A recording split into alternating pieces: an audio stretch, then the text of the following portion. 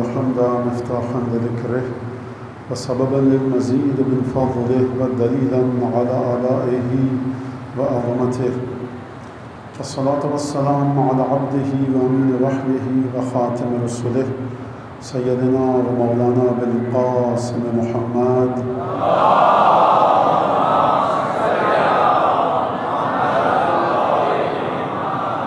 وعلى أهل بيته الطيبين الطاهرين الذين أذهب الله عنهم الرجس وطهرهم تطهيرا.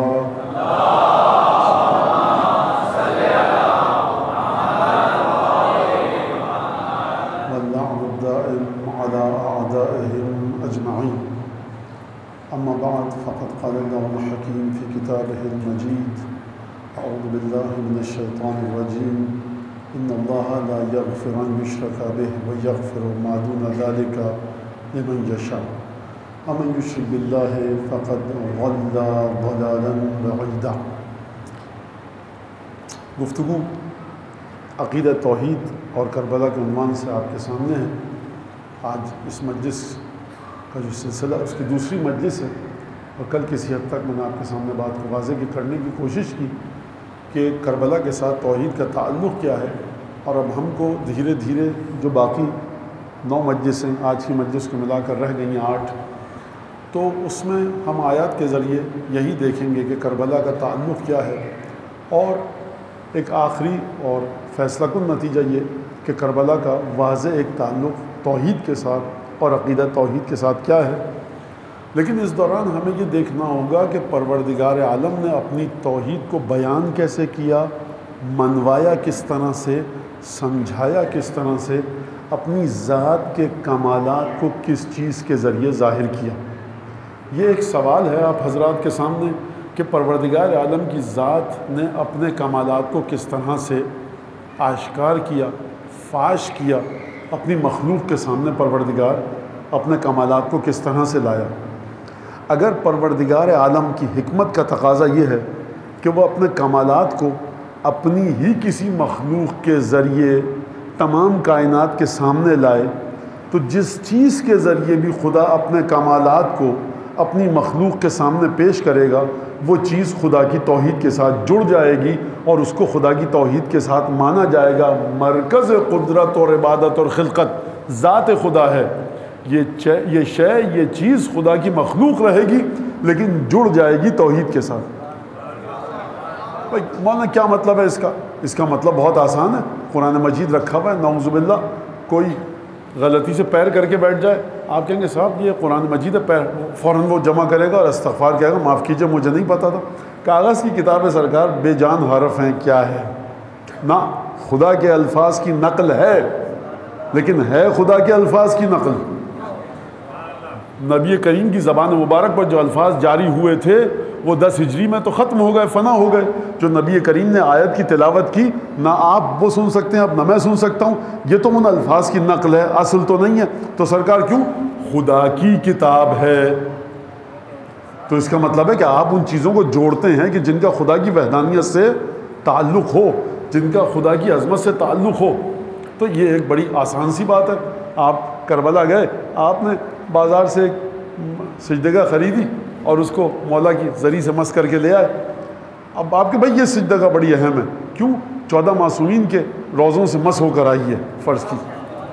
تو کیا اب یہ نسبت ایک الگ ہو گئی ہے 14 معصومین کے روز. اب آپ کہیں گے وہ اس پہ تو مشہد کی مہر لگی ہوئی ہے، تو بقیہ بھی تو ہیں. آپ کہیں گے یہ مشہد سے خریدی تھی، لیکن یہ بقیہ سجدگاہیں ہیں، ہم یہاں لے آئے تھے اور اس سجدگاہ کو بھیجا تھا کہاں؟ بقی اور روضہ رسول اور کربلا اور نجف اور سامرہ اور کاظمن اور کہاں سے مس ہو کر آئی ہے. تو آپ تو کیا بشر انسان کی کیفیت یہ ہے کہ جس سے محبت ہو، عقیدت ہو، اس سے تعلق رکھنے والی چیزوں کا بڑا احترام کرتا ہے. اب نہ سمجھے اس کو شرک کہنے لگیں، نادان لوگ شرک کہنے لگیں، تو وہ اپنی عقل کا جا کر علاج کرائیں. سرکار بچے کو جب پتہ لگتا ہے کہ اس کی مارک شیٹ آئی ہے، اس نے A+ لیا ہے، بہترین گریڈ لیے ہیں، تو وہ اس کو چومتا ہے. لگائیے شرک کا فتویٰ اس کے اوپر. سرکار عقیدت میں چوم رہا ہے. دادا کی پردادا کی پرانی تصویر ملی، بڑی محبت تھی آپ کو، آپ نے فرط جذبات سے اس کو چوم لیا. وہ ایک تحفہ دکھائی دیا آپ کو جو آپ کے کسی بزرگ رشتہ دار نے آپ کو دیا تھا، کئی مہینوں کے بعد گم ہو گیا تھا، کھو گیا تھا، ملا، آپ نے فرط جذبات سے چوما. کیا یہ شرک ہے؟ کل بات ہو چکی کہ شرک کے اوپر اشارتاً، اور پھر انشاءاللہ کل کی مجلس میں اس بات پر گفتگو ہوگی کہ کیا شرک ممکن ہے یا نہیں ہے۔ اگر شرک ممکن ہی نہیں تو خدا کا یہ حکم کہ شرک نہ کرنا امر لغو اور عبث قرار پائے گا، اور اگر شرک ممکن ہے تب خدا کے اس حکم کا معنی ہوگا کہ دیکھو شرک نہ کرو۔ میں آپ سے کہوں گا دیکھیے سرکار، پر لگا کر مت اڑیے، حرام ہے۔ آپ کے مولانا کیا بیتو کی بات کر رہے ہیں، لغو عبث ہے۔ ہم پر نہ اگا سکتے ہیں اپنے، نہ نکال سکتے ہیں، نہ اڑ سکتے ہیں۔ جو امر ہے ہی محال، اس پہ مطلب کیا، کس طرح سے کہا جائے، محال امر ہے۔ اور کراچی میں ایک جگہ پر نجس گوشت مل رہا ہے صاحب، جس کو شرعی طریقے سے ذبح نہیں کیا گیا۔ ناممکن ہے کہ آپ اس حکم کی پابندی کریں، لہٰذا شریعت کہتی ہے کہ 10,000 1,00,000 دکانوں میں ایک دکان پر ہے، چھوڑیے، آپ کھائیے جا کر جس طرح سے گوشت کھا رہے ہیں آپ۔ ممکن ہی نہیں ہے اس بات کی پابندی کرنا۔ یہ اسی مثال کو یہیں تک رکھیے گا بس۔ تو جب ممکن ہی نہیں ہے سرکار تو کیسے پابندی ہے؟ لہٰذا ایک بات سمجھ میں ہے کہ شریعت وہاں پر آتی ہے کہ جہاں انسانی اختیار میں ہو اس کام پر عمل کرنا۔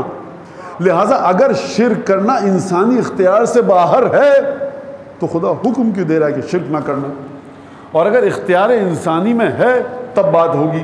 تو یہ انشاءاللہ کل کی بس آپ اپنے ذہن کو تیار رکھیے گا۔ آج کی جو گفتگو ہے وہ یہ کہ خدا اپنی توحید کو ظاہر کیسے کرتا ہے۔ اب یہ شکایت کی ہے مجھ سے سننے والوں نے، مولانا آپ کا جب آپ زاویہ بدلتے ہیں تو آپ کا چہرہ کسی اور طرف چلا جاتا تو آواز نہیں آتی۔ اب اس میں کیا کیا جائے، دائیں بائیں میں دیکھوں کہ نہیں دیکھوں؟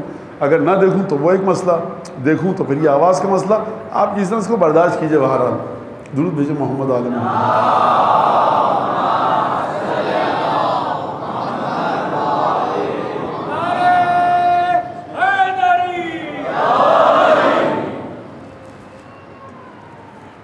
ہمیں جانا ہے کربلا تک، اور کربلا کی مرکزی شخصیت کی حیثیت کو ہمیں سمجھنا ہے قرآن اور حدیث کی نسبت، اور قرآن اور حدیث کی مدد سے۔ دیکھیے میں 61 ہجری کی کربلا کی بات کر رہا ہوں۔ روایات کے حساب سے کربلا 61 ہجری میں ہوئی اور ختم ہو گئی۔ نہ 2022 میں کوئی کربلا ہوگی، نہ 2021 میں ہوئی، نہ 2019 میں ہو سکتی ہے۔ اور یہ ایک بڑا عجیب مسئلہ ہے کہ عزاداران سید الشہداء کبھی کبھی بڑے ایک تمطراق کے ساتھ اس شعر کو ادا کرتے ہیں، قتل حسین اصل میں مرگ یزید ہے، اسلام زندہ ہوتا ہے ہر کربلا کے بعد۔ تو میں معذرت کے ساتھ بڑی وقی علمی شخصیت کا شعر ہے، لیکن جب بات آئے سید الشہداء پر تو کوئی وقی نہیں رہتا۔ میں ملا نہیں ہوں، ایک صاحب نام دے دوں کیونکہ بڑی اچھی بات کی انہوں نے، میں ملا نہیں ہوں، نہ میں شکل جانتا ہوں، لیکن میں نے ایک تبصرہ پڑھ رہا تھا کسی کتاب میں تو وہاں پر میں نے دیکھا، نام لے لوں کیونکہ بات بڑی اچھی ہے۔ کوئی صاحب ہے، مجھے یہ بھی نہیں پتا کہ زندہ ہیں کہ بارگاہ سید الشہداء میں ہیں، بہرحال عاشور کاظمی صاحب کوئی ہیں۔ انہوں نے کہا کہ انیس کا ایک شعر ہے جناب زینب کی زبان سے، وہ کہتے ہیں کہ جناب زینب شرم سے مخاطب ہو کے کہہ رہی ہیں کہ للہ ہم کو قید میں لے کر نہ جائیے۔ انہوں نے لکھا اس مقالے میں کہ میں اس شعر کو ہمیشہ اس طرح سے پڑھتا ہوں کہ واللہ ہم کو قید میں لے کر نہ جائیے، کیونکہ انیس، اور یہ میرا بھی خیال ہے، انیس انسان کے وہم و گمان میں نہیں آ سکتا انیس ہے کیا۔ انیس نے مرثیہ نہیں لکھا ہے، جو کہتا ہے انیس نے مرثیہ لکھا ہے سخت غلطی کر رہا ہے، انیس نے معجزہ کیا ہے۔ انیس کی فکر وہاں پر ہے سرکار، یہ لفاظی نہیں ہے۔ میں انشاءاللہ یہاں پر کچھ پیش کرنے کی کوشش کروں گا۔ انیس وہاں پر ہیں جہاں عربی اور فارسی کے مرثیے کبھی کبھی بہت پیچھے چھوڑ جاتے ہیں، انیس اور کہاں چلے جاتے ہیں، بالکل معمولی شعر نہیں ہے۔ یعنی وہاں پر جہاں بات سید الشہداء کی ہو، خانوادہ اہل بیت کی ہو، اور انیس قافیہ اور ردیف کی قید میں رہتے ہوئے مضمون کو آسمان اور عرش پہ جا کر ختم کریں، یہ بغیر روح القدس کی مدد کے ہو ہی نہیں سکتا۔ لہٰذا عاشور کاظمی صاحب کہتے ہیں کہ میں اس مصرے کو ہمیشہ اس طرح سے پڑھتا ہوں کہ واللہ ہم کو قید میں لے کر نہ جائیے۔ وہ اس وجہ سے کہ واللہ میں دھمکی ہے، تہدید ہے اور دھمکانا ہے، للہ میں التجا ہے، بے چارگی ہے۔ جناب زینب شمر کے سامنے بے چارگی کا اظہار کریں گی. یہ دھمکی ہے کہ اگر ہم کو قید میں لے کر گئے تو دنیا اور آخرت تمہاری برباد ہو جائے گی. لہٰذا کہیں انیس بہت بڑے ہیں، لیکن جب بات آئے جناب زینب جیسی ہستی کی، جب بات آئے جناب سید الشہداء کی خانوادے کی، تو پھر خانوادہ سید الشہداء کو دیکھا جائے گا. تو میں اپنے بچوں سے مخاطب ہو کر یہ بات کہوں، سب قتل حسین اصل میں مرگ یزید ہے. بڑا کام کیا شاعر نے. شاید بہت سے لوگوں کے مذاق شعری کو یہ بات ناگوار گزرے، لیکن بعد یہ ممبر سید الشہداء کا ہے. عظمت سید الشہداء کے علاوہ سرکار رسول خدا مباہلے کے وقت کارڈن آف کر چکے ہیں. آخر چادر میں جو لپیٹا نا سید الشہداء نے، تو کہا کہ دیکھو نہ اس میں کوئی آ سکتا ہے اور نہ جا سکتا ہے. لہٰذا 5، 12، 14 کی تعداد میں نہ کوئی داخل کیا جا سکتا ہے، نہ کسی کو نکالا جا سکتا. کائناً ما کان، کوئی کتنا ہی بڑا ہو، کتنا ہی عظیم المرتبت ہو، لیکن اندر نہیں جا سکتا. سلمان فارسی منا اہل البیت میں ہیں. ابو ذر غفاری کی زبان ایسی ہے، رسول خدا فرمانا ہے کہ زمین نے آج تک بوجھ نہیں اٹھایا، آسمان نے سایہ نہیں ڈالا ابو ذر سے زیادہ سچی زبان والے کا. لیکن مباہلے میں کہا کہ دیکھو لکڑی کے 4 ستون ٹھوکو زمین پہ، چادر تانو، اب واپس چلے جاؤ، مباہلہ ہم 5 ہی کریں گے. اس بات کو سمجھیے، جب سلمان اور ابو ذر مباہلے کی تنی ہوئی چادر کے نیچے نہ آ سکے تو ہم اور آپ تو کیا صاحب بڑے بڑے علماء اور فضلاء محدثین عرفاء یہاں پر کیا ان کی اوقات اور کیا حیثیت کہ وہ اس 5، 12 اور 14 کے نظام میں آنے کی جرت کر سکیں. لہٰذا بڑا ستم کیا شاعر نے، بہت ہی نادانستگی میں بے ادبی کا مظاہرہ کر دیا کہ قتل حسین اصل میں مرگ یزید ہے. نہیں سرکار، قتل حسین اصل میں مرگ، اگر سمجھنا ہے تو جوش ملی آبادی سے پوچھئے اس مقام پر جوش نے کیا کہا ہے، کہ کس طرح سے توحید کو جوش نے بیان فرمایا. یہاں پر ایک درود بھیجیے محمد آل محمد کے بارے میں.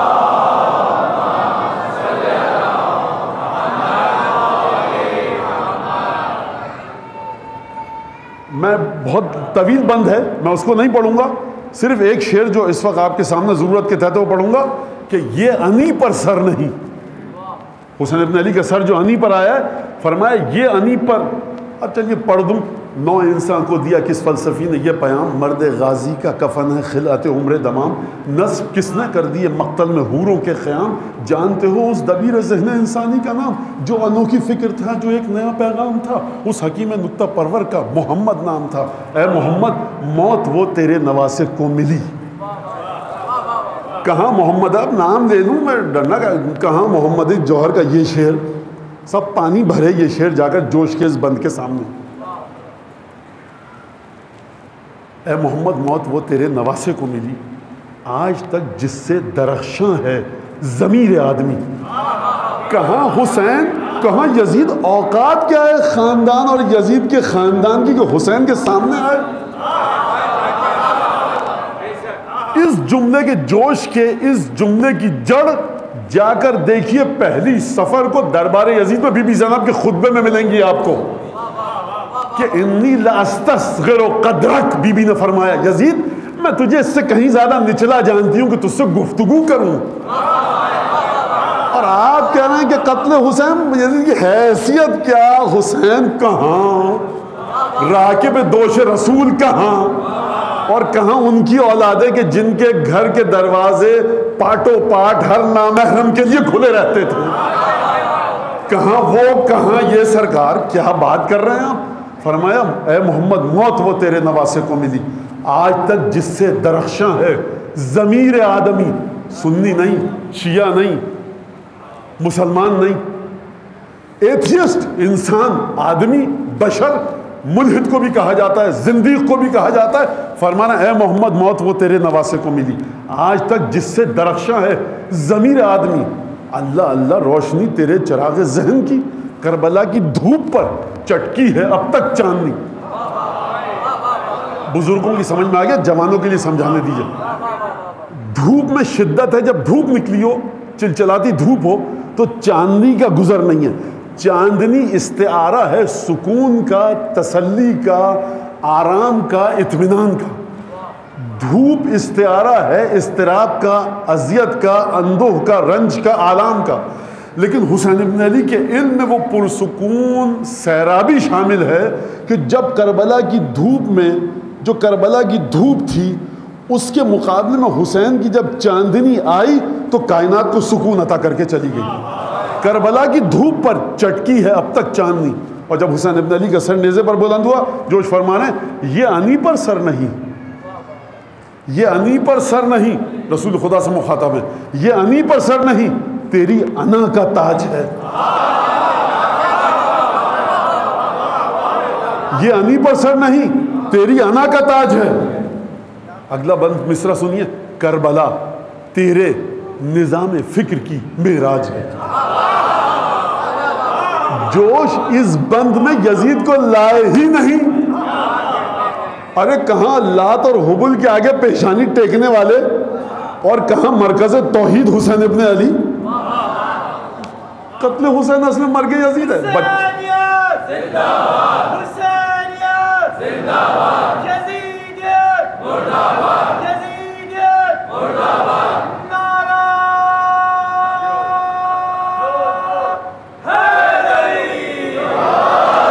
درود بھیجے محمد آل محمد.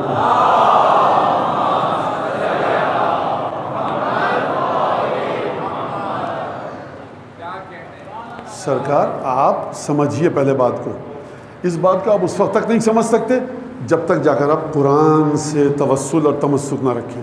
تو پہلی مرتبہ جب خداوند تبارک و تعالیٰ نے اپنی توحید کو آشکار کیا، پہلی مرتبہ خداوند تبارک و تعالیٰ نے جب اپنی توحید کے جلوے کو دکھایا تو قرآن میں کہاں پر ثبوت ہے؟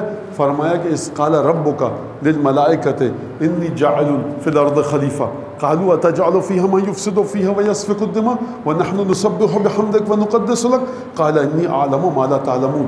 پہلی تجلی خدا کی، کائنات کا آغاز ہو رہا ہے، انسان کو خدا خلق کر رہا ہے، ملائکہ کو ایک احترام دیا خدا نے. حیثیت تو تمہاری اتنی ہے نہیں کہ خدا کے فیصلوں کے سامنے بولو، لیکن اپنی مشیت سے، حکمت سے اس نے فرشتوں کو یہ اختیار دیا کہ ہمارے فیصلے کے بارے میں تمہاری رائے ہے تو کیا بتاؤ. دیکھو اس قال ربک کا یاد کرو اس وقت کو کہ جب تمہارے رب نے ملائکہ سے مخاطب ہو کر کہا کہ انی جاعل فی الارض خلیفہ، میں زمین پر اپنا ایک خلیفہ بنانے والا ہوں. پروردگار اینما تولوا فثم وجہ اللہ، اینما تولوا فثم وجہ اللہ، تم جہاں پر بھی اپنے چہرے کو موڑو وہاں پر خدا ہے، خدا ہر جگہ ہے. تو پروردگار تجھے زمین پر اپنا خلیفہ بنا کر انسان کو بھیجنے کی ضرورت کیا ہے؟ سوال ہے نا یہ. تو سرکار یہ جو کہتے ہیں کہ خدا تو ہر جگہ ہے، آپ کو حسین ابن علی سے محبت کرنے کی ضرورت کیا ہے؟ آپ کو علی مرتضیٰ سے گفتگو کرنے کی ضرورت کیا ہے؟ آپ کو پنجتن سے مدد مانگنے کی ضرورت کیا ہے؟ یاد رکھیے گا مزاج الہی یہ ہے کہ جب سب سے پہلے خداوند تبارک و تعالیٰ نے اپنی توحید کے خزانے کے منہ کو کھول کر فرشتوں کے سامنے آشکار کیا تو اپنی ذات کی تجلی کے ذریعے نہیں کیا، بلکہ اپنے ایک بنائے ہوئے بندے آدم کو علم عطا کر کے کیا. کسی اور طریقے سے ہو سکتا تھا مولانا. سر دیکھیے سرکار خدا کیا کر رہا ہے، پہلے اس بات کا جواب دیجئے، آگے مت بڑھیے. اگر خدا اپنی توحید کے رازوں کو آشکار کر رہا ہے انسان کے ذریعے ایک، تو اس کا مطلب یہ آپ دیکھیں وہ پنجتن، ہم پنجتن کی بات کب کر رہے ہیں سرکار؟ ہم نہ علم کی بات کر رہے ہیں، نہ ذوالجنہ کی بات کر رہے ہیں، نہ 8 محرم کی، نہ حاضری کی بات کر رہے ہیں. ہم نے تو بات ہی نہیں کی. ہمارا تو سوال یہ کہ آپ نے کہا ادھر انسان کا ذکر آیا ادھر شرک. توحید کا آغاز ہو رہا ہے انسان کو سجدہ کروا کے. یہ میں نہیں کہہ رہا، خدا قرآن میں کہہ رہا وَإِذْ قَالَ رَبُّكَ، میں اپنا خلیفہ بنا رہا ہوں. جب خلیفہ بنا رہا ہوں تو مجھے یہ بتائیے، آپ ایک سوال کا جواب دیجئے کہ صدر مملکت کہیں پاکستان کے کہ ہم فلاں صاحب کو فلاں جگہ پہ UN میں، اقوام متحدہ میں مکمل اپنا اختیار دے کر نومینیٹ کر رہے ہیں کہ وہ اقوام متحدہ میں جا کر ہمارے ملک کے سفیر بن جائیں، ایمبیسڈر ہیں ہمارے ملک کے UN میں، اور پھر اس کے بعد کہیں کہ دیکھو تمہیں کوئی اختیار نہیں ہے. تو کچھ تو اختیارات ہوں گے نا حکومت کے، ورنہ تو UN کے سیکرٹری جنرل صاحب کہیں گے بھائی تم ہر منٹ پہ تو فون کر رہے ہوتے ہو، کبھی موبائل تمہارے ہاتھ میں، ابھی صدر سے پوچھوں تو صدر نے تم کو جب اختیار نہیں دیا تو ایمبیسڈر تم ہو کس بات کے؟ کوئی بہت بڑا مسئلہ اگر پیش آ جائے تو یہ خلیفہ الہی 40 دن کے لیے کوہ طور پر جائے گا. لیکن ہر لمحہ ب لمحہ واٹس ایپ نکال کر موبائل نکال کر خدا سے گفتگو نہیں کرے گا۔ خلیفہ کا مطلب ہی یہ ہے کہ جس نے خلیفہ بنایا ہے اس نے اپنے اتنے وہ اختیار دیے ہیں کہ جن اختیارات کی بشریت کو ضرورت تھی، ورنہ تو اگر خلیفہ ایک دیکھو مجھ سے نہیں خدا سے پوچھو، مجھ سے نہیں خدا سے مانگو، میں ابھی میں سرکار جو چیز ظاہر ہوگی وہ اسی خلیفہ کے ذریعے ظاہر ہوگی، ورنہ خلافت الہیہ کا معنی نہیں باقی رہے گا۔ لہٰذا خدا نے کہا کہ میں اپنا خلیفہ بنا کر زمین پر بھیج رہا ہوں۔ اور پھر اس کے بعد کہا کہ دیکھو فرشتوں نے کیا کہا، فرشتوں نے کہا دو باتیں کہیں، ایک اپنی تعریف کی، ایک آدم کی خامی بتائی۔ کہا کہ دیکھو پروردگار اتجعل فیہا من یفسد فیہا ویسفک الدماء، آیات آپ سب کو یاد ہیں، بچوں کے لیے میں پیش کر رہا ہوں، بزرگوں کے سامنے میں اس بات کو ترجمے کو پیش کروں گستاخی ہے، بزرگ اور میرے ہم عمر سب اچھی طرح سے جانتے ہیں، یہ بچے سنیں ہمارے۔ خدا نے جب کہا اور تو فرشتوں نے کہا کہ پروردگار اس کو زمین پہ بھیج رہا ہے کہ جو خون بہائے گا، فساد کرے گا۔ اچھا جب آپ نے خدا کے سامنے کہا، اعتراض کیا، تو متبادل کوئی ذات ہے آپ کے سامنے؟ اے فرشتگان الہی، کہا کہ ہم ہیں تو وَنَحْنُ نُسَبِّحُ بِحَمْدِكَ وَنُقَدِّسُ لَكَ، ہم تیری تسبیح کرتے ہیں تیری حمد کے ذریعے، وَنُقَدِّسُ لَكَ، اور تیری تقدیس کرتے ہیں۔ تو فرشتے مرحلہ عبادت پر تھے، فرشتے مرحلہ تقدیس پر تھے، فرشتے حمد کا معنی سمجھتے تھے، فرشتے تسبیح کا معنی سمجھتے تھے، فرشتے خدا کو سمجھتے تھے۔ سرکار خلافت الہی ملی تو بشر کو، اور یہ جو فرشتے تھے، یہ جو حمد پڑھتے تھے، یہ جو تسبیح کرتے تھے، یہ جو تقدیس کرتے تھے، آپ بھی کرتے ہیں ماشاءاللہ سے۔ آج مغرب عشاء کی نماز آپ سب پڑھ کے بیٹھے ہیں یہاں پر، سبحان ربی الاعلیٰ وبحمدہ، اللہ اکبر، الحمدللہ، سبحان اللہ۔ تو آپ خدا سے کہہ سکتے ہیں خدا کیوں بھیجا انبیاء کو؟ ہم تھے تو یہاں پر تقدیس کرنے کے لیے۔ تو بہرحال ایک بات تو سمجھ میں آئی کہ آپ کی جو تقدیس ہے، میری جو تقدیس ہے، یہ فرشتوں کے برابر نہیں ہے۔ ہم بشریت کے سانچے میں رہ کر عبادت کرتے ہیں، جتنے خامیاں نقائص بشر میں ہیں وہ ہماری عبادتوں میں شامل ہیں۔ ریا ہے، دکھاوا ہے، بغض ہے، کینہ ہے، کہاں ہے وہ دل صاف کہ جو ہر چیز سے پاک؟ بہرحال بشر ہے، خدا معاف کرنے والا ہے، اس وقت یہ مورد گفتگو نہیں ہے۔ تو ہم یہاں پر اس عالم دنیا میں عبادت کرتے ہیں، تو دنیا کی ساری نجاستیں ہماری عبادتوں کے ساتھ ساتھ ہیں۔ فرشتے عالم قدس میں عبادت کرتے تھے، وہاں نہ حسد ہے، نہ بغض ہے، نہ کینہ ہے، لیکن اتنی عظیم عبادتوں کو دیکھنے کے باوجود خدا راضی نہ ہوا، بنایا آدم کو خلیفہ۔ اب اس کا مطلب یہ ہے، اس جملے کو یاد رکھیے گا، تقریر کے آخر میں آپ کو اس جملے سے میں متصل کروں گا، اگر آپ بھول گئے تو دہرانے کا وقت نہیں ہوگا۔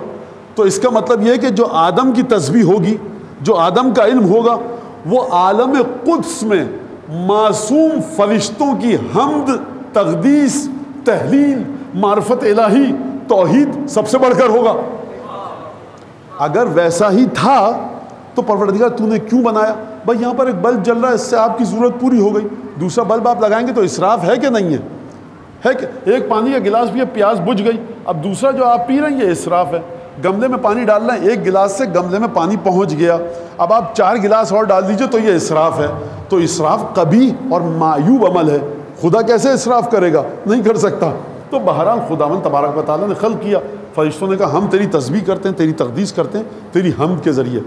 خدا نے کہا کہ دیکھو انی عالم و ما لا تعلمون، دیکھو ہاں جو ہم جانتے ہیں وہ تم نہیں جانتے، یعنی تمہارا یہ لیول نہیں ہے، اسٹینڈرڈ نہیں ہے، معیار نہیں ہے کہ ہم آدم کے بارے میں تم سے بات کریں۔ اچھا رک جاؤ، وعلم آدم الاسماء کلھا، خدا نے آدم کو تمام اسماء کا علم دے دیا اور کہا کہ اچھا یا آدم انبئہم باسمائہم فلما انبأہم باسمائہم، آدم جو ہم نے تم کو اسماء کا علم سکھایا ہے نا، جو علم سکھایا ہے، جو نالج ہم نے تم کو دی ہے، اس کی خبر تو دو ذرا ان کو۔ 2 باتیں ہیں سرکار۔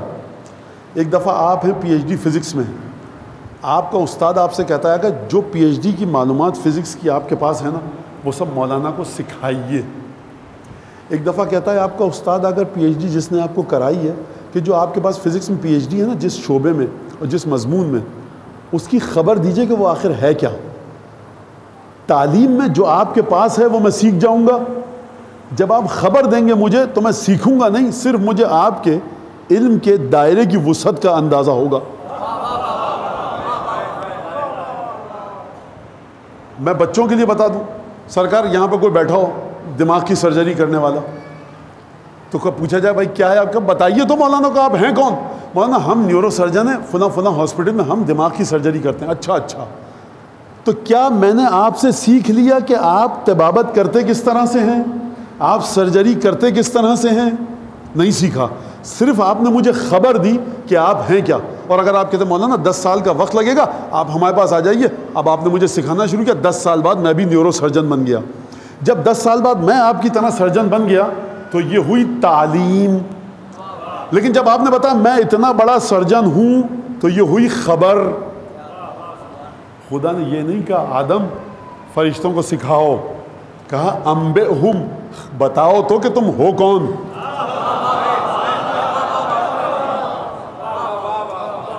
دیکھیے انسان مخلوق الہی اگر مرحلہ رشد اور ہدایت پر ہو تو جب خبر آتی ہے کہ سامنے والا ہے کون تو اپنے آپ کو سمیٹ لیتی ہے.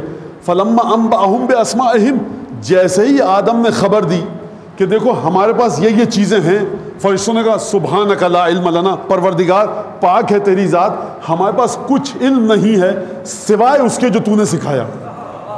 جب بھی انسان کو اس کی قدر و قیمت پتہ لگے, خطرے کی گھنٹی بجائی جائے تو اس کا مطلب ہے اپنے آپ کو سمیٹ لے اور جتنے چادریں اتنی پاؤں پھیلائے. تو سرکار یہی تو بات تھی. میں ایک جملہ کہہ کر آگے بڑھ جاؤں کہ جناب امیر جب مرحب کے سامنے جنگ خیبر میں آئے تو اس نے جب رجس پڑھا قد علمت خیبر انی مرحب شاک الصلاح بطل مجرب, کہ خیبر جانتا ہے میں مرحب ہوں, اسلحہ اٹھا کر آیا ہوں, بہت بہادر تجربہ کار انسان ہوں. امیر مومنین کو کیا کہنا چاہیے تھا, بدر میں نے جیتی, احد میں نے جیتی, شب ہجرت, حنین, کہاں کہاں پر میں لڑا, مکے میں نے دفاع کیا, میرا خاندان بنو ہاشم, دادا عبد المطلب, باپ ابو طالب, چچا عبداللہ, ہمارا خاندان بہادری ثقافت میں مشہور. بھائی وہ کہہ رہا ہے کہ میں اسلحہ لے کر آیا ہوں, بڑا تجربہ کار سورما ہوں, تو جواب دینا چاہیے کہ تمہارا تجربہ یہ نہیں ہے, ہمیں تم سے زیادہ تجربہ ہے. مولانا نے ایک بات کی, کہا کہ انا الذی سمتنی امی حیدرہ, میری ماں نے میرا نام حیدر رکھا ہے بھیا.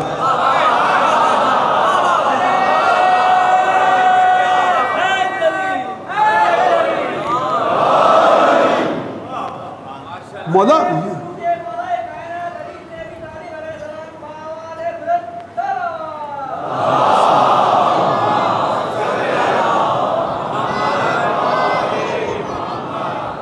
مولا آپ کو نعوذ باللہ عربی نہیں آتی, آپ کی سماعت مبارک تک یہ جملے نہیں پہنچ سکے.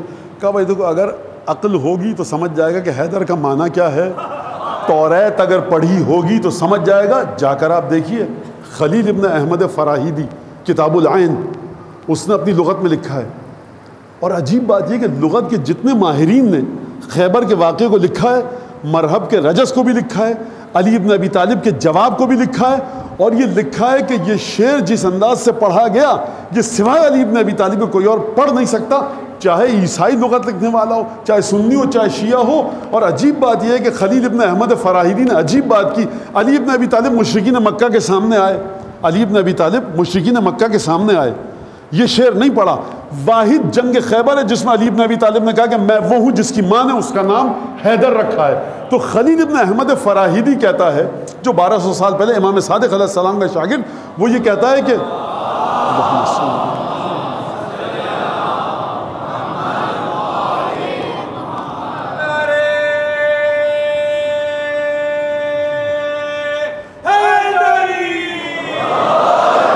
وہ یہ کہتا ہے کہ علی ابن ابی طالب نے یہاں پر یہ رجس کیوں پڑھا. بھائی علی ابن ابی طالب کا نام حیدر تو ماں نے جس وقت پیدائش ہوئی تھی, ولادت ہوئی, اسی وقت رکھ دیا تھا. تو کہا خلیل ابن احمد فراہیدی نے یہ اسم علی ابن ابی طالب ہے توریت کے اندر. مرحب تھا یہودی, پڑھتا تھا توریت. دیکھ میں تجھے ایک اشارہ دے رہا ہوں, اگر تو نے توریت پڑھی ہے, توریت میں میرے نام کا ذکر ہے, میری خصوصیتوں کو یاد کر, آج تو بچ کے نہیں جائے گا.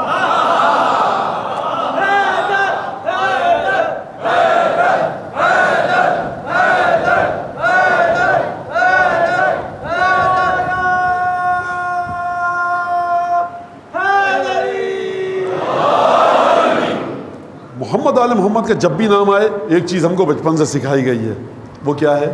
محمد آل محمد صلی اللہ ماشاء اللہ.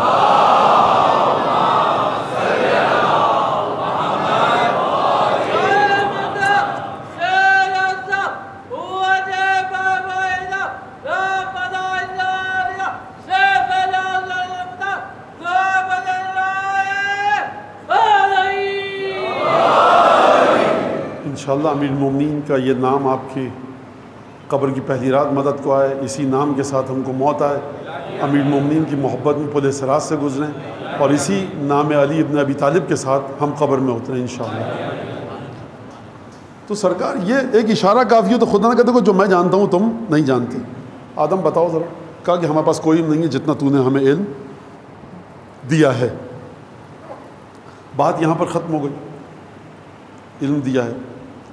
اب پروردگار عالم ان فرشتوں کے سامنے، خوب توجہ کیجیے گا، میں بات کو دہراؤں ذرا مزید واضح کر کے، وہ فرشتے جو خدا کی توحید سے واقف ہیں، تسبیح کر رہے تھے نا فرشتے، خدا کی تقدیس کر رہے تھے، حمد الہی کو جانتے تھے، معرفت رکھتے تھے، اس کے باوجود خدا نے ایسا علم دیا، کہا کہ اب سجدے میں گر جاؤ۔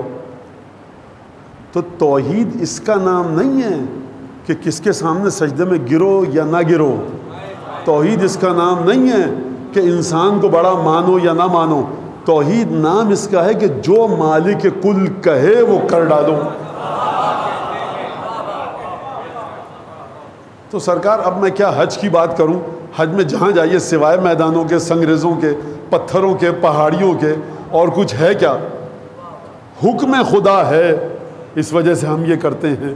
لہٰذا خداوند تبارک، میں بات کو سمیٹوں، خداوند تبارک و تعالیٰ نے پہلے مرحلے پر کائنات جب خلق ہوئی، جب انسانیت کی خلقت کا آغاز ہوا، تو خدا نے اپنی توحید کو کس کے سامنے؟ میرے اور آپ کے سامنے نہیں، فرشتوں کے سامنے جو توحید میں ڈوبے ہوئے تھے۔ آدم کو کچھ علوم ایسے عطا کیے کہ جن کے سامنے فرشتوں کی توحید ہیچ تھی، کچھ نہ تھی۔ تو پروردگار کسی اور طریقے سے اپنی توحید کی تصویر دکھلا دیتا، جواب آئے گا تم کو زیادہ پتہ ہے، تم ہم کو آ کر بتا دو۔ تو سرکار جب خداوند تبارک و تعالیٰ ایک بشر، ابو البشر آدم علیہ السلام کے ذریعے اپنی توحید کو ان ہستیوں کے سامنے پیش کر رہا ہے کہ جو ازل سے توحید کو سمجھتے تھے، اس کا مطلب یہ ہے کہ فرشتوں کی توحید جس مقام پر تھی اس سے کہیں آگے آدم کی توحید تھی۔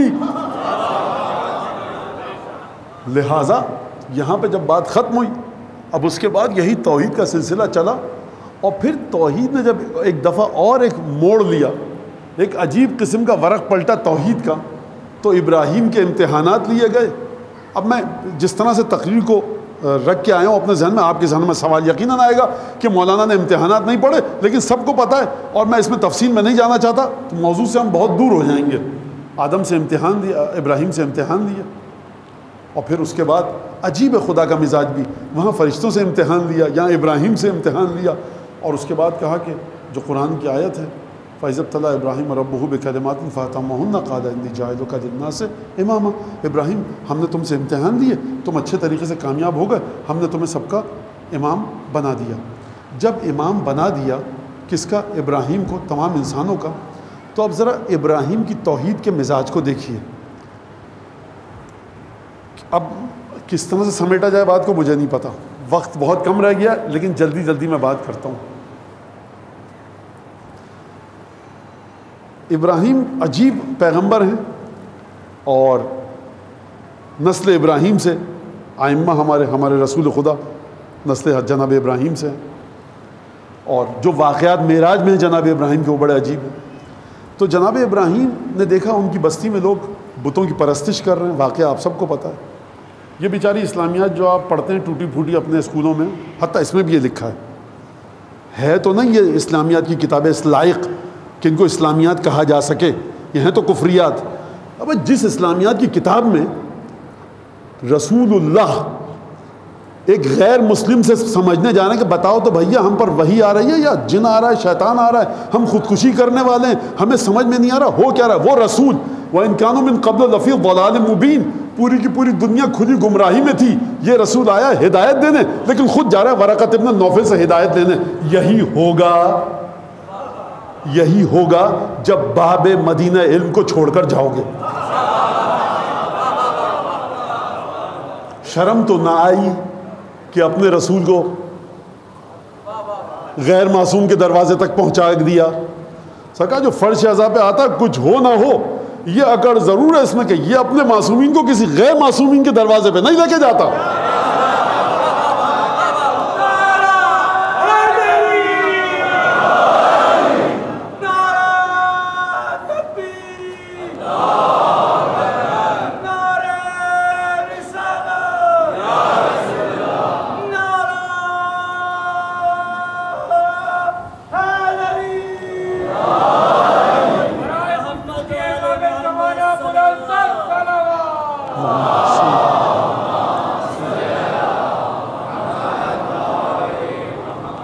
فلما جن علیہ اللیل رأى کوكبا قال هذا ربی فلما افل قال لا احب الافلین. ابراہیم نے دیکھا بھائی ستارے کو، ستارہ ہے یہ میرا پروردگار ہے، یہ مجھے پالتا پوستا ہے. جب ستارہ ڈوب گیا تو کہا کہ یہ بھی ڈوب گیا، لا احب الافلین، میں ڈوب جانے والوں کو پسند نہیں کرتا. فلما رأى القمر بازغا قال هذا ربي هذا اکبر فلما افل قال لا ان لم يهدني ربي لاكونن من القوم الضالين. چاند کو دیکھا، کہا چاند میرا رب ہے، مجھے پالتا پوستا ہے. اور جب چاند بھی ڈوب گیا کہا میرے پروردگار نے اگر میری ہدایت نہیں کی تو میں قوم گمراہ میں سے ہو جاؤں گا. فلما رأى الشمس بازغة قال هذا ربي هذا، یہ میرا پروردگار ہے. سورج کو دیکھا، چاند کو دیکھ، ستارے کو دیکھا، چلا گیا، کہا ڈوب گیا، نہیں میں نہیں مان سکتا میرا پروردگار، جو ڈوب جائے وہ پروردگار نہیں ہو سکتا. چاند کو دیکھا، کہا یہ بھی ڈوب گیا، میرے پروردگار نے اگر میری ہدایت نہیں کی تو میں قوم ظالمین گمراہوں میں سے ہو جاؤں گا. جب سورج کو دیکھا فلما رأى الشمس بازغة قال هذا ربی، یہ میرا رب ہے. اور جب فلما افلت، جب سورج بھی ڈوب گیا تو ابراہیم نے کہا کہ انی وجہت وجہی للذی فطر السماوات والارض حنیفا وما انا من المشرکین. چاند کو دیکھا، ستارے کو دیکھا، سورج کو دیکھا. اب ہمارا جو نوجوان قرآن کا مطالعہ کرے گا ترجمے کے ساتھ، وہ یہ سمجھے گا کہ ابراہیم سنڈے اسکول فرائیڈے مدرسے کی طرح جانے والے بچے تھے نعوذ باللہ. کبھی چاند کو دیکھ کے کہ یہ میرا خدا ہے، کبھی سورج کو دیکھ کے کہا یہ میرا خدا ہے، کبھی کسی چیز کو دیکھ کے کہا یہ میرا خدا ہے. سرکار بعد والی آیت سمجھا رہی ہے کہ ہوا کیا، اور اس کے بعد 7-8 آیتوں کے بعد وہ آیت آ رہی ہے جس میں پروردگار عالم نے بشریت کی مشکل کو حل کر دیا. کہا کہ دیکھو انی وجہت وجہی للذی، اے میری قوم، نہ سورج میرا خدا، نہ چاند میرا خدا، نہ ستارہ میرا خدا، میں نے اپنی ذات کا، اپنے وجود کا رخ کر لیا ہے. انی وجہت وجہی للذی، اس ذات کی جانب کہ فطر السماوات والارض، جو زمینوں، جو آسمانوں اور زمین کا خالق ہے.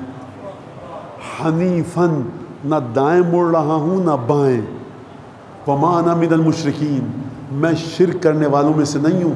سرکار اگر آدم کی توحید چاند ستارے سورج کے بلبوتے پر تعمیر پا رہی ہوتی تو سورج کے ڈوب جانے کے فوراً بعد یہ نہ کہتے کہ میں اب اس ذات کی طرف رخ کر رہا ہوں کہ جو زمینوں اور آسمان کا، جو آسمانوں اور زمین کا خالق ہے. یہ جملہ بتا رہا ہے کہ ابراہیم اپنی قوم کو کچھ سکھانا چاہ رہے تھے. مولانا ثبوت کیا ہے؟ 8 یا 10 آیتوں کے بعد چلیے. خداوند تبارک و تعالیٰ نے فرمایا تلک حجتنا آتیناہا ابراہیم نرفع درجات من نشاء. یہ وہ دلائل تھے جو ہم ابراہیم کو سکھا رہے تھے کہ وہ اپنی قوم کے سامنے گفتگو کر سکیں، جس کے درجات کو ہم جتنا چاہیں بلند کر دیں. لہٰذا آپ نے توجہ کی کہ انبیاء کی توحید ایسی نہیں ہوتی کہ چیزوں کو دیکھ کر توحید کو سیکھے. جب ابراہیم کی توحید اس مرحلے پر ہے کہ ابراہیم انی وجہت وجہی للذی فطر السماوات والارض، اور 10 امتحانات ابراہیم کو دیے گئے، تو پھر اس کے بعد جب ابراہیم نے وہ امتحانات، ان امتحانات سے عبور کر لیا اور امتحانات میں کامیاب ہو گئے، پروردگار نے امام بنایا. اب پروردگار عالم نے سورہ زخرف کی 28ویں آیت میں یہ اعلان کیا وَجَعَلَهَا كَلِمَةً بَاقِيَةً فِي عَقِبِهِ. ہم نے توحید کو، خوب توجہ کریں میں نے نوجوان بچے، کلمہ توحید نہیں کہا خدا نے، وَجَعَلَهَا، ہم نے توحید کو کلمے کی صورت میں باقی رکھا. کہاں باقی رکھا؟ کہاں باقی رکھا؟ فی عقبہ، ابراہیم کی نسل میں. یعنی توحید کلمے کو دیوار پر لکھ دینے کا نام نہیں ہے. توحید آپ کے اور میرے لا الہ الا اللہ پڑھنے کا نام نہیں ہے. خدا آپ کے اور میرے لا الہ الا اللہ پڑھنے کی طرف توجہ کر ہی نہیں رہا حضور. وہ کہہ رہا ہم نے رکھا ابراہیم کی نسل میں توحید کو کلمے کی صورت میں. ایک ایک لفظ پر غور کیجئے گا اس ترجمے کے. وَجَعَلَهَا كَلِمَةً بَاقِيَةً، ایک کلمہ باقی، یعنی ایک ایسے کلمے کی صورت میں رکھا جو ہمیشہ باقی رہے گا. وہ خدا جو ہمیشہ باقی رہے گا، وہ کہہ رہا ہے کہ نسل ابراہیم میں جس کلمے کو رکھا وہ ہمیشہ باقی رہے گا. پروردگار یہ 2 باقی کیسے ہوں گے؟ یہ تو شرک کی بو آ رہی ہے اس آیت میں سے. جواب آئے گا ہم نے باقی رکھا نا. ہماری مرضی جس کو ہمیشہ کے لیے باقی رکھیں، ہماری مرضی جس کو فنا اور ذلت کے گڑھے میں پھینک دیں. جعلها کلمۃ باقیۃ فی عقبہ. اگلا ٹکڑا سنیے، لعلہم یرجعون، امید یہ ہے کہ یہ لوگ لوٹ کر واپس آ جائیں. تو کون لوٹ کے آئے گا؟ توحید کو دیکھ کے وہی تو لوٹ کے آئے گا کہ جو شرک کی طرف جا چکا ہو توحید کو دیکھ کے وہی تو لوٹ کی طرف آئے گا جو نفاق کی طرف جا چکا ہو، توحید کو دیکھ کے وہی تو لوٹ کی طرف آئے گا جو کفر و شرک کی طرف جا چکا ہو، توحید کو دیکھ کے وہی تو لوٹ کے آئے گا توحید کی طرف جو توحید پر نہ ہو۔ آپ نے کبھی دیکھا کہ ہم اس پہ گفتگو کریں کہ ابو طالب نے کلمہ پڑھا کہ نہیں پڑھا، جناب امیر نے کلمہ پڑھا کہ نہیں پڑھا، جناب سیدہ نے کلمہ پڑھا کہ نہیں پڑھا؟ کلمہ وہ پڑھے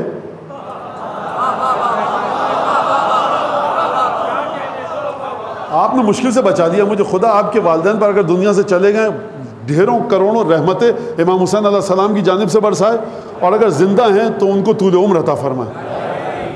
مشکل آسان کر دی آپ نے میری، لعلہم یرجعون۔ پروردگار یہ سب تیرے جتنے فرزندان توحید یہ جو نمازیں پڑھتے ہیں نا ان سب کو کلمہ آتا ہے، خدا کہے گا ہم نے ان میں رکھا ہی نہیں کچھ، یہ اپنی قبر کے لالے پڑھے ہیں، ان کو نمازوں کے چکر میں جھمیلے میں پڑھے ہیں، ہم نے کلمہ توحید کہاں رکھا ہے؟ یہ ڈھونڈو جا کر، کہاں ڈھونڈے؟ نسل ابراہیم میں ہم نے رکھا ہے۔ تو جب بھی شرک سے توحید کی طرف آنا ہوگا بشریت کو، جب بھی کفر سے ایمان کی طرف آنا ہوگا، جب بھی نفاق سے ایمان کی طرف آنا ہوگا، کلمہ توحید تک آنا ہوگا، دیوار پر لکھ دیجئے اس امام باڑے میں کہیں نہ کہیں کلمہ توحید لکھا ہوگا۔ یہ کلمہ توحید صرف ڈیکوریشن کے لیے ہے، سجاوٹ کے لیے ہے، آپ کی عقیدت کے اظہار کے لیے ہے۔ وہ کلمہ توحید کہاں ہے جس کو بشریت دیکھ کر دوبارہ ایمان کی طرف لوٹے؟ وہ ہے ابراہیم کی اولادوں کی روح میں۔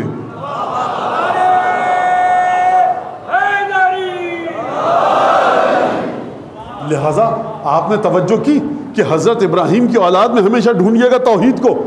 تو اب بھائی یہاں سے بھی اس بات کو سمجھ لیجئے کہ جہاں 4 پیسے جمع ہوئے، جہاں بیٹا بیٹی کی شادی ہوئی، بچوں کی فیس سے پیسے بچے، اخراجات بچے، آپ نے کہا کہ گھر کے واجب خرچے ہم ادا کر سکتے ہیں، اتنے پیسے جمع ہو گئے، بھاگے چلے جا رہے ہیں آپ نجف سامرہ کاظم میں، دوڑے چلے جا رہے ہیں اب مشہد، دوڑے چلے جا رہے ہیں اب یہاں کیا رکھا ہے بھائی؟ ایک آدمی ہے، ایک انسان ہے، اس کی قبر ہے، نسل ابراہیم ہے یہاں پر سرکار، یہاں لا الہ الا اللہ ہے، اس ذریعے میں لا الہ الا اللہ ہے۔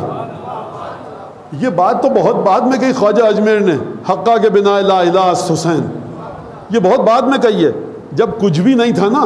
مکتوب عن یمین العرش، عرش کی دائیں طرف سے لکھا ہے خدا نے، ان الحسین مصباح ہدن و سفینۃ النجات۔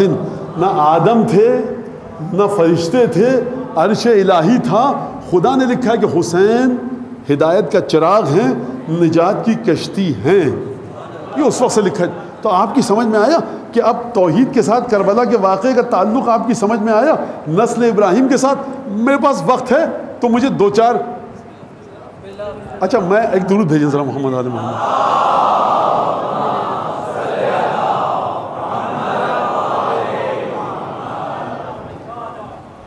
ابن ابی الحدید، میں 10ویں دفعہ یہ شعر پڑھ چکا ہوں، ابن ابی الحدید کا قصیدہ ہے، قصیدہ عینیہ، قصیدہ عینیہ ابن ابی الحدید کا قصیدہ ہے۔ اچھا ابن ابی الحدید معتزلی مسلک کے ہیں اور اہل سنت کے بہت بڑے عالم ہیں، تو یہ بات بھی پہلے سے واضح کر دوں کہ اگر کچھ الزام لگانا تو ابن ابی الحدید پر لگائیے، اور وہ کوئی 700-800 برس پہلے انتقال ہو چکا ہے۔ تو اب آپ ایک شعر یہ دیکھیے، قتل حسین اصل میں مرگ یزید ہے، اسلام زندہ ہوتا ہے ہر کربلا کے بعد، مکتب توحید میں ہر کا سوال آتا نہیں۔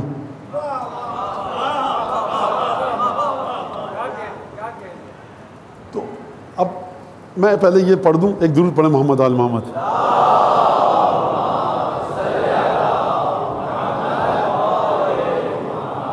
مکتب توحید میں ہر کا سوال آتا نہیں، کربلا بھی ایک تھی، شبیر بھی بس ایک ہے۔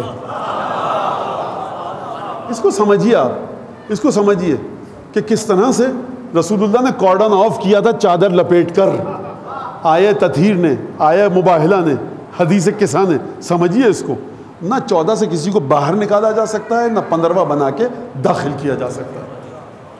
اب ابن ابی الحدید امیر المومنین کے روضے میں یہ شعر موجود ہے، لکھا ہوا ہے، ذریعہ مطہر پر بھی لکھا ہوا ہے، اور جہاں تک مجھے یاد آ رہا قبے پر بھی لکھا ہوا ہے، لیکن آپ ڈھونڈنے مت بیٹھ جائیے گا، وقت ضائع ہوگا۔ جناب امام صادق فرماتے ہیں کہ جو ہمارے جد امیر المومنین کی زیارت کو جائے، فلا تکن نواما، خبردار خواب غفلت میں مت رہنا، جیسے تم ہمارے جد کی زیارت علی بن ابی طالب کو جاتے ہو، آسمان کے دروازے کھل جاتے ہیں، دعا مانگو مسلسل۔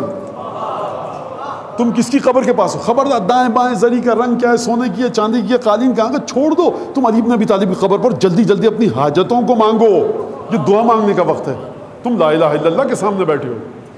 لہٰذا ابن ابی الحدید کہتا ہے کہ یا برق لو جئت الغری فقل له اتراک تعلم من بارضک مودع، اے آسمان پر چمکنے والی بجلی، جب تو نجف کے آسمان پہ چمکتی ہے کچھ ہوش بھی ہے کہ تو کہاں چمک رہی ہے؟ یا برق لو جئت الغری فقل له اتراک تعلم من بارضک مودع فیک ابن عمران الکلیم وبعدہ عیسیٰ یقفیہ واحمد یتبعہ، میں تجھے بتاتا ہوں اے آسمان پر چمکنے والی بجلی کے نجف کی زری میں ہے کون؟ یہاں پر موسیٰ ہے، یہاں پر عیسیٰ ہے۔ اب آپ سنیے گا ذرا صبر کے ساتھ، فیک ابن عمران الکلیم ہے، یہاں پر موسیٰ کلیم اللہ ہے، یہاں پر عیسیٰ ابن مریم ہے، واحمد یتبعہ، محمد مصطفیٰ بھی یہیں پر ہے، محمد مصطفیٰ بھی اسی زری میں ہیں۔ فیک جبریل و میکال و سرافیل بل الملأ المقدس اجمعون، اس زری میں جبرائیل ہے، اس زری میں میکائیل ہے، اس زری میں اسرافیل ہے، اس زری میں اسرائیل ہے، بلکہ پورا کا پورا عالم غیب اس زری میں ہے۔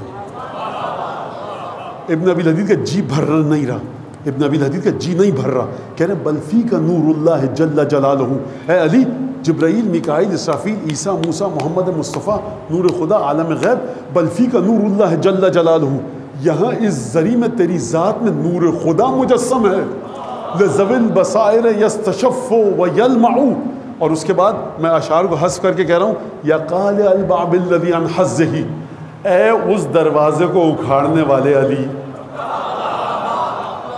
یا قالع الباب الذی عن حظہ، اے اس دروازے کو اکھاڑنے والے علی، عجزت اکف 40 و 40، جس دروازے کو 44 آدمی ہلا نہیں پاتے تھے تو نے 4 انگلیاں گڑا کر اکھاڑ لیا، تو یہ نور خدا نہیں ہے تو اور کیا ہے؟ جب یہاں توحید کی بات آ گئی، لا الہ الا اللہ کو سمجھ لیا، چلیے کہ خداوند تبارک و تعالیٰ سورہ بقرہ میں ارشاد فرما رہے ہیں، ام کنتم شہداء اذ حضر یعقوب الموت اذ قال لبنیہ ما تعبدون من بعدی قالوا نعبد الہک و الہ آبائک ابراہیم و اسماعیل و اسحاق الہ واحدا ونحن لہ مسلمون۔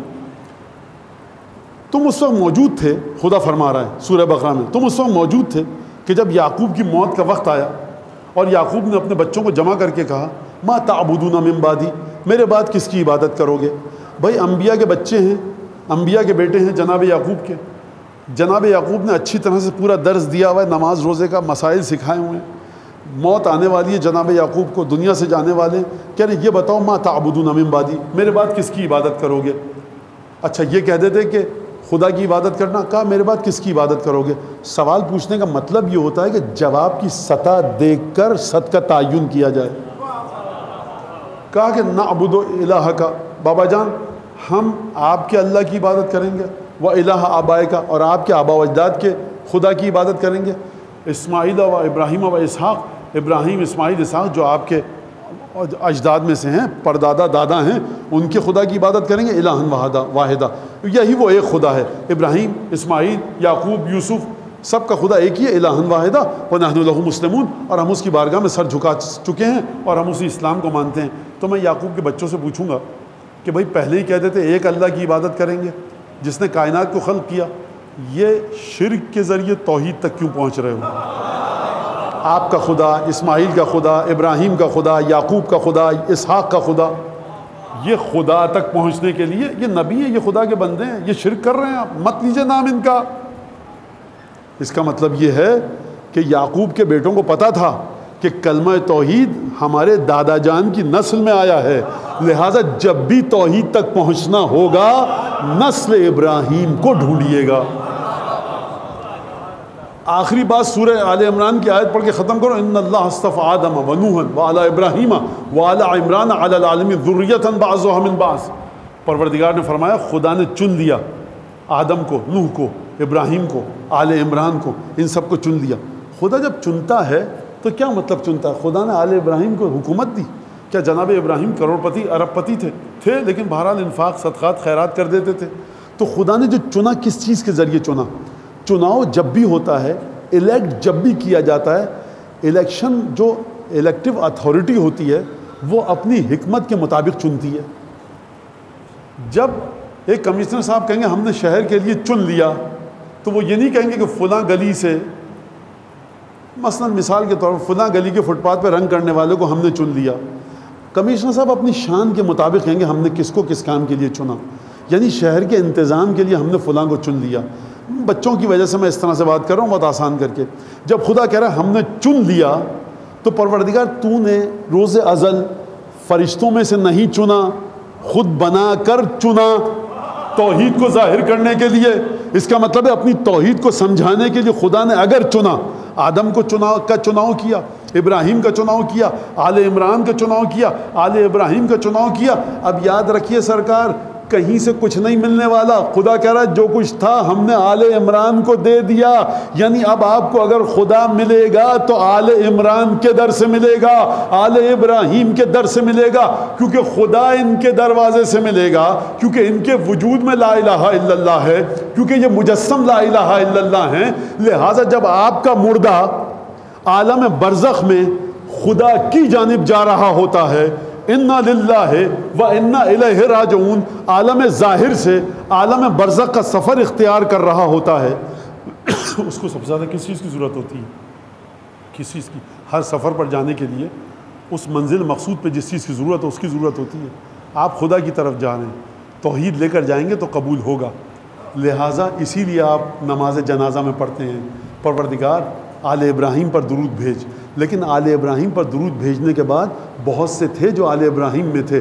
اب قرآن کی آیتیں پڑھنے کا منہم مقتصدن، بعض ایسے تھے جو رستے پر تھے، سابقون بالخیرات تھے، بعض ایسے تھے جو گمراہی کی طرف چلے گئے۔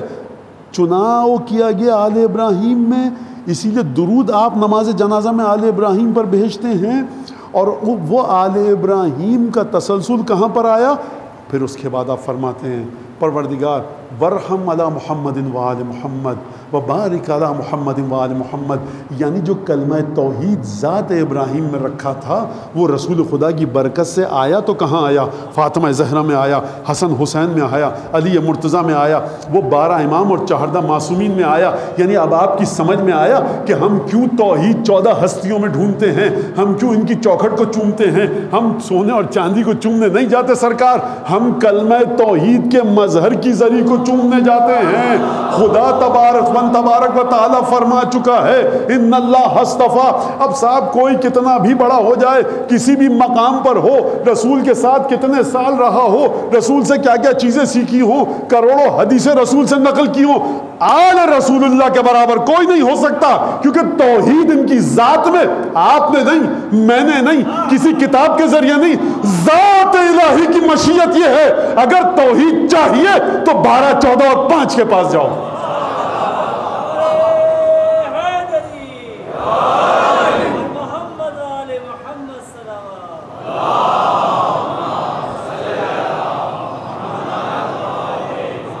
لہٰذا اب آپ سمجھے کہ یہ انی پر سر نہیں، تیری انا کا تاج ہے، کربلا تیرے نظام فکر کی معراج ہے۔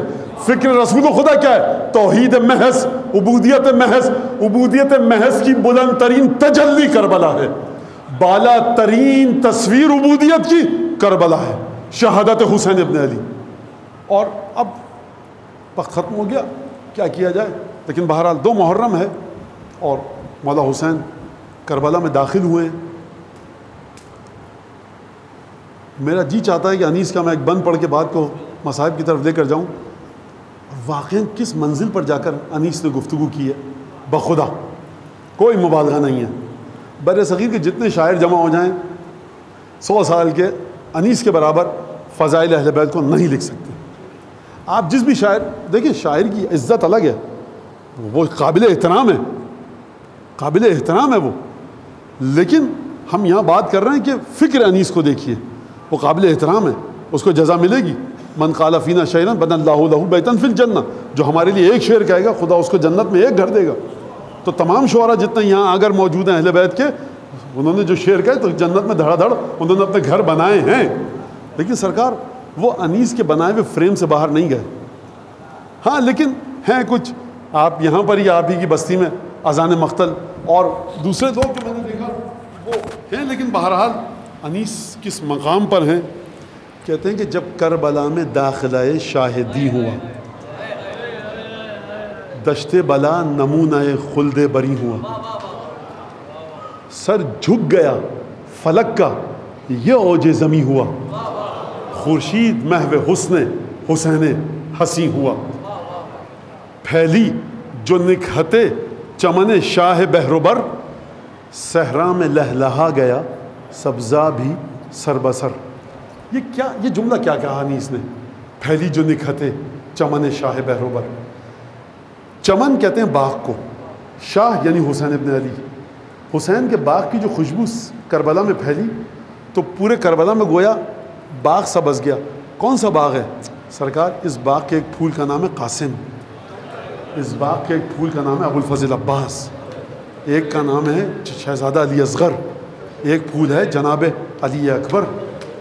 پھیلی جو نکھتے چمن شاہ بہروبر، صحرا میں لہلہا گیا سبزہ بھی سر بسر، جلدی ہوا نے جا کے یہ دریا کو دی خبر۔ خدایا انیس کی خبر پر جتنے شعراء اہل بیت ہیں سید الشہداء کی بارگاہ سے بیش بہا انعامات نازل فرما۔ پھیلی جو نکھتے چمن شاہ بہروبر،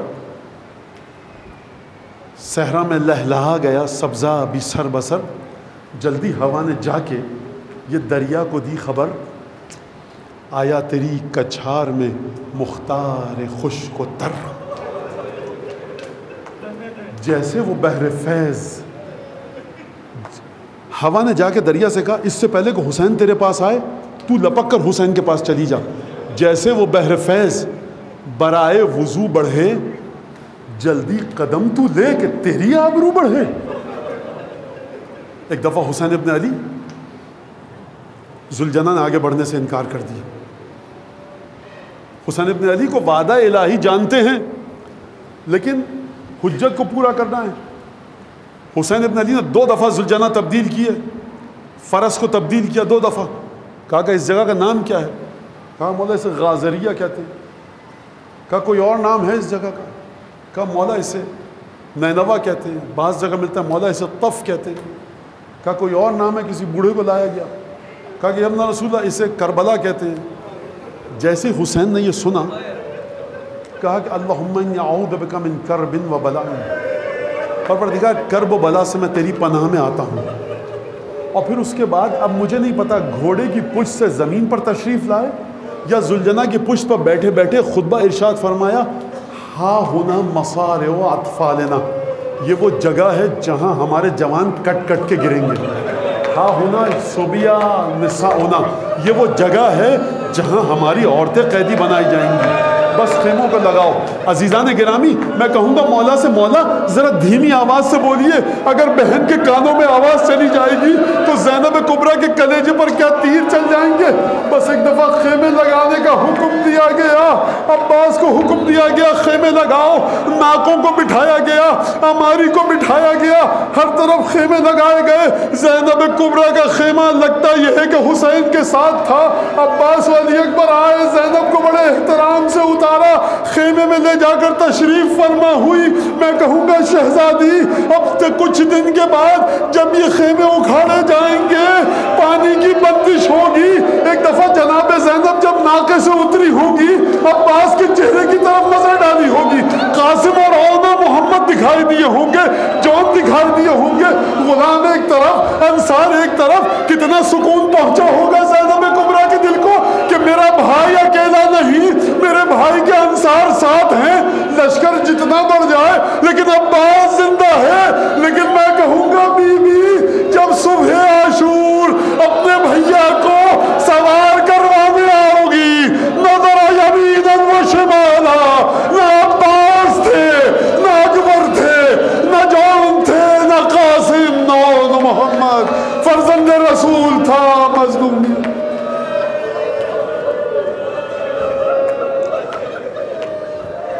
كل وليك الحجة ابن الحسن صلواتك عليه وعلى آبائه في هذه الساعة وفي كل ساعة وليا محافظا وقائدا وناصرا ودليلا وعينا حتى تسكنهم أرضك طوعا وتمتعهم فيها طويلا.